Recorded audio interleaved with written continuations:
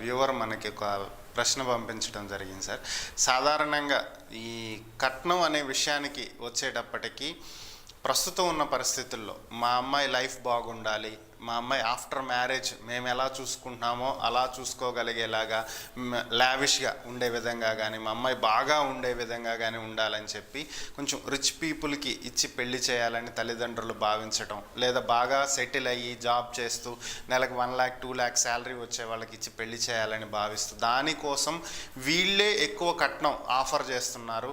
ఆ కారణంగా తర్వాత వచ్చే ఇష్యూస్ పెద్దవవుతున్నాయి, మళ్ళీ వచ్చి 498A కేసులు పెడుతున్నారు. సో అసలు ఇవ్వటం అనేది ఆఫర్ చేస్తుందే వాళ్ళైనప్పుడు అక్కడే తప్పును అరికట్టవచ్చు కదా.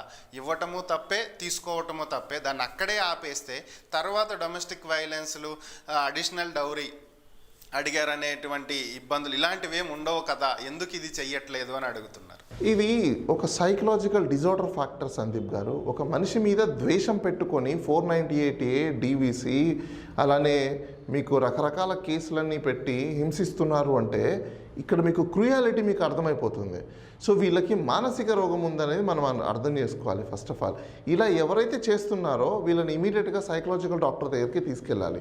ఎందుకంటే ఒక చిన్న కారణం చేత వీళ్ళు ద్వేషపూరితమైన ద్వేషాన్ని పెంచుకొని ఇంకొక ఫ్యామిలీ మీద, ఇంకొక పర్సనాలిటీ మీద వీళ్ళు ద్వేషంతో కూడిన ఇలాంటి చర్యలన్నీ ఎక్కువ చేస్తున్నారని మనం భావించవచ్చండి.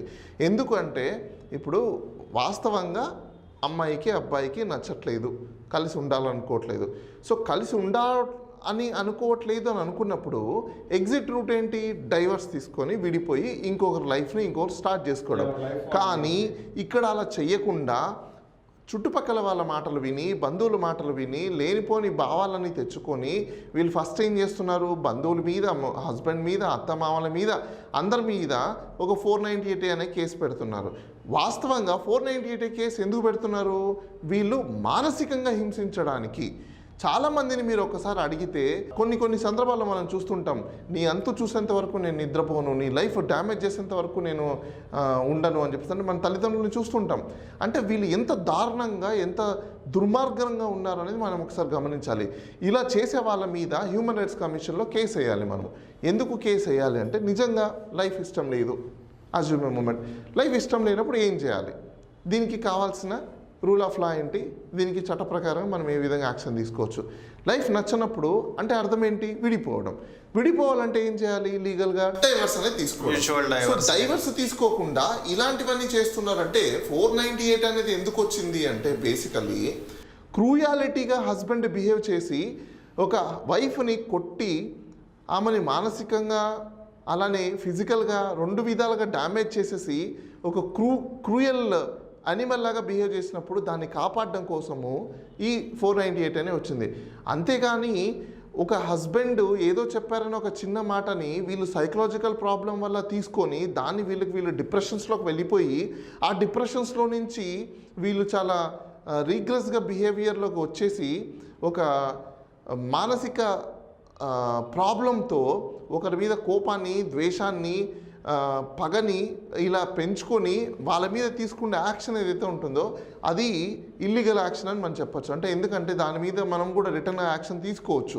హ్యూమన్ రైట్స్ కమిషన్లో వీళ్ళ మీద కంప్లైంట్ పెట్టి ఈ విధంగా చేస్తున్నారని చెప్పేసి అని ఇమీడియట్గా కంప్లైంట్ చేయొచ్చు. లేదంటే డొమెస్టిక్ వైలెన్స్ యాక్ట్ ప్రకారంగా కూడా వాళ్ళ మీద కంప్లైంట్ చేయొచ్చు. చాలామంది ఏమనుకుంటుంటారు, ఎందుకు కంప్లైంట్ చేయడం అని చెప్పేసి అని వదిలేస్తుంటారు. కానీ అందరూ గుర్తుపెట్టుకోవాల్సిన అవసరం ఏంటంటే అమ్మాయికి ఒకవేళ ఆ కంప్లైంట్ అలాంటి ఇష్యూస్ కానీ వచ్చినప్పుడు ఇమీడియట్లీ పోలీస్ స్టేషన్కి వెళ్ళి కంప్లైంట్ చేస్తుంది. సో అదేవిధంగా అత్తమామలు కానీ, ఆడబిడ్డలు కానీ, లేకపోతే హస్బెండ్ కానీ ఒక డొమెస్టిక్ లైఫ్లో ఉన్నప్పుడు ఇలాంటి చర్యలు ఎవడన్నా జరగడం చూస్తే మాత్రం వాళ్ళు ఇమీడియట్గా పోలీస్ స్టేషన్లో కంప్లైంట్ చేయడం చాలా మంచిది.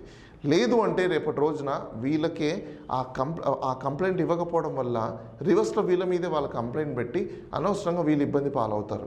సో కాబట్టి ముందు జాగ్రత్తగా ఒకవేళ ఇంట్లో వీళ్ళు చాలా క్రూయల్గా ఉన్నారు, మైండ్ సెట్ బాగలేదు, ప్రతిదానికి గొడవ చేస్తున్నారు, ఒక చాలా సైకలాజికల్ బిహేవియర్ ఉంది అని అనుకున్నప్పుడు ఇమీడియట్లీ కంప్లైంట్ చేయాలి. చేసినప్పుడు వాళ్ళ అక్కడ కంప్లైంట్ చేసినంత మాత్రాన ఎఫ్ఐఆర్ చేస్తారని కాదు, కంప్లైంట్ చేసినప్పుడు అది ఒక రికార్డ్ అవుతుంది. ఆ రికార్డ్ అయినప్పుడు వీళ్ళని పిలిచి కౌన్సిలింగ్ చేస్తారు. కౌన్సిలింగ్ చేసినప్పుడు అసలు మెడికల్ ట్రీట్మెంట్ ఏమైనా అవసరం ఉందా, సైకలాజికల్ ట్రీట్మెంట్ ఏమైనా అవసరం ఉందా అనేది కూడా ఎగ్జామినేషన్ అనేది జరుగుతుంది.